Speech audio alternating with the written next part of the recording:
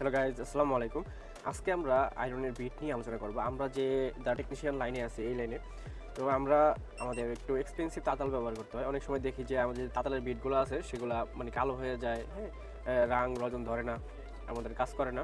তো আমি একটা ছোটো ট্রিক্স ব্যবহার করি এটার জন্য। তাই আমি মনে করলাম যে আপনাদেরকেও এটা জানিয়ে দিই, তো তাহলে আপনাদের জন্য হয়তো ভালো হবে। তো আপনি দেখতে পাচ্ছেন যে আমি এখানে ব্যবহার করেছি সোল্ডারিং উইক নামে যেই আমরা ওয়্যারটি পাই, যেটা আমরা ডিসোল্ডারিংয়ের জন্য ব্যবহার করি, সেটাই আমি এই জায়গায় ব্যবহার করেছি।